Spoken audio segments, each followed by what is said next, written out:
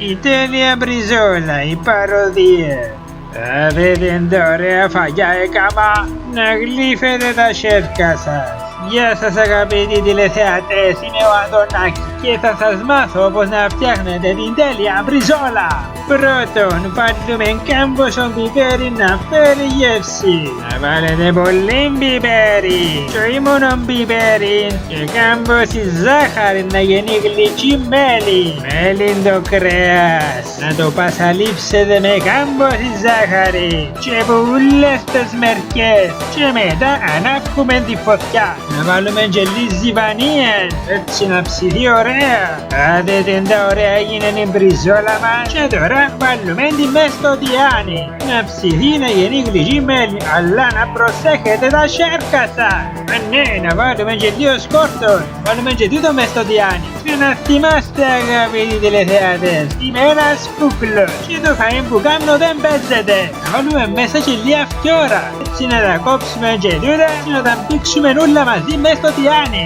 Άντε τα ωραία γίναση. Άντε τα ωραία μπριζολούα. Μόνον και μόνον που τη θωρώ πίνω.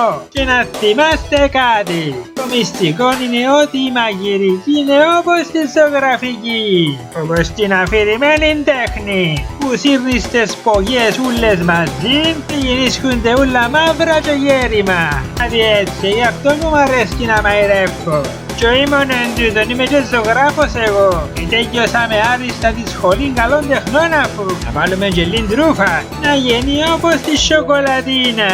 Ακόμα λίγη βανία.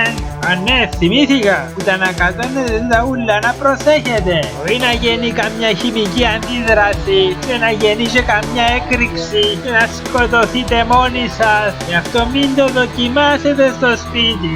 Μακριά από παιδιά. Καλύτερα απομακρύνετε τα παιδιά από την τηλεόραση. Γιατί δεν θα φταίω εγώ εάν σκοτωθείτε μόνοι σας ή δηλητηριαστείτε.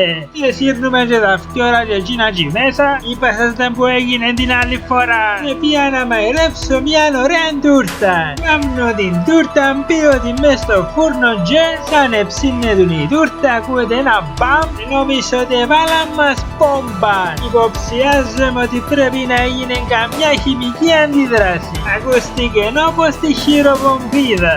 Και να βάλουμε και λίγη μαρμελάδα και λίγο ξύδι. Και που λέτε να προσέχετε, νη φταίω να γίνει καμιά έκρηξη μες στο σπίτι σας. Ξέρετε, καμιά χημική αντίδραση. Να πέσει το σπίτι κάτω, να φταίω εγώ μετά. Γι' αυτό σας το λέω αγαπητοί τηλεθεατές, μην το δοκιμάσετε στο σπίτι. Είναι επικίνδυνα νόστιμο. Είναι όπως την πόμπα. Την άλλη φορά αγαπητοί τηλεθεατές, ξέρετε τι έπαθα. Μάχομαι να κάνω γλύγισμα.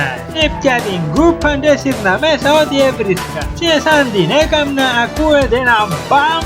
Δεν θυμούμαι τι έγινε, αλλά μετά βρέθηκα στο νοσοκομείο. Τις πρώτες βοήθειες που λέτε. Πρέπει να έγινε καμιά χημική αντίδραση πάλι. Και που λέτε κάμα 2 μήνες μες στο νοσοκομείο, λαλώ και εγώ πελός που να ξανακάμει γλύκισμα. Την άλλη φορά τα Χριστούγεννα και πήγα να κάνω βασιλόπιτα. Αφού έκαμα την πίτα μια χαρά, έβαλα τη μες στο φούρνο να την ψήσω. Και θα πιστέψετε τι έγινε. Αν εψύνετε να ακούετε μια ισχυρή έκρηξη. Και εγώ νόμιζα ότι έγινε πόλεμος, ότι ρίχνουν μας πόμπες. Λαλώ και εγώ μα δεν χημική αντίδραση εν τούτη πάλι. Λαλή μου και ο γείτονας, γιατί ρε φίλε πάεις να γίνεις πυρηνικός φυσικός, να κάνεις πόμπες πυρηνικές. Και εγώ σκέφτηκα ότι μπορεί να μου περνά να γίνω πυρηνικός φυσικός.